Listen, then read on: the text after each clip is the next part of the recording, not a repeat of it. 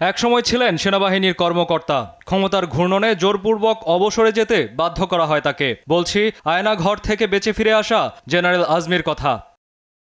শারীরিক অসুস্থতার কারণে অনলাইনে প্রেস কনফারেন্সে যুক্ত হয়ে জানালেন আয়না ঘরের দুর্বিষহ অভিজ্ঞতা। কাঁদতে কাঁদতে কন্ধ হয়ে গেছেন আমার মা। আমার জন্য এরপর 3টা বছর কাঁদতে কাঁদতে আমাকে না আগে দেখে চলে গেছে।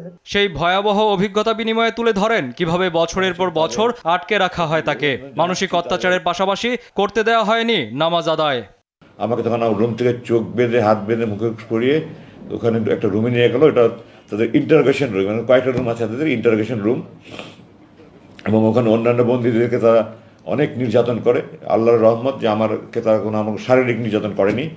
চোখ আরও বেশি লাইট করে বাঁধা শুরু করেছে, আরও নতুন নতুন। আগে আমাকে প্রথমত নামাজের সময় বলতো, তারা নামাজের সময় বলেন। আমি বললাম আপনার কি মুসলমানের ছিলেন নাকি? আমাকে নামাজের সময় বলেন না। আমি তাহাজ্জুদ করে বসে আছি, ফজর নামাজ পড়বো, কিন্তু নামাজের সময় বলে না। আমি জোহরের নামাজের টাইম জানতে চাচ্ছি যে জোহরের নামাজে ওয়াক্ত হলে নামাজটা পড়ে একটু শুভ। তারা নামাজের টাইম পড়ে না। আমার আজান মাঝে মাঝে শোনা যেত, হালকা হালকা শোনা যেত। ভেন্টিলেটরটা বন্ধ করার পরে ওটাও শোনা যেত, কারণ মানে রুমের এত চারিদিকে তো আপনার এক্সস্ট ফ্যান, এগুলি সহ্য করার মতো নয়।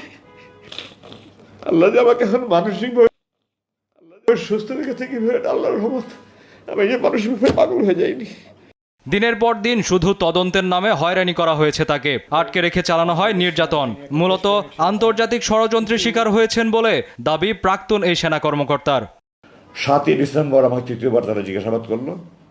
আগের প্রশ্নগুলি, কিন্তু এই প্রশ্ন এবার কিছু ব্যতিক্রম ধর্মীয় প্রশ্ন ছিল। এখানে তারা আমাকে হঠাৎ করে বলল,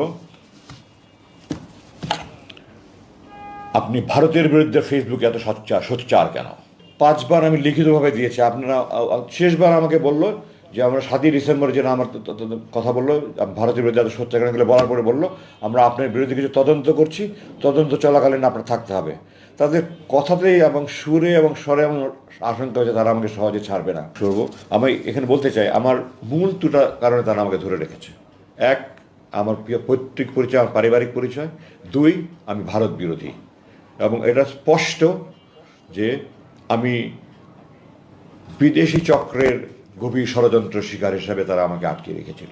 অধ্যাপক গোলাম আজমের প্রসঙ্গে সাংবাদিকদের প্রশ্নের জবাবে তিনি বলেন, পুরো ট্রাইব্যুনালটাই ছিল প্রহসনমূলক। ট্রাইব্যুনালে তো আমরা এখন আগেও বলেছি, এখনো বলেছি, এবং ট্রাইব্যুনাল চেয়ারম্যান বলেছে এগুলো তো সব অপবাদ, এগুলো প্রমাণিত নয়, মিথ্যা এগুলো সব। সদ্য নতুন জীবন নিয়ে ফিরে আসা এই সেনা কর্মকর্তা আবারও রাজনীতিতে ফিরবেন কিনা এমন প্রশ্নে সিদ্ধান্ত অনিশ্চিত বলে জানান তিনি।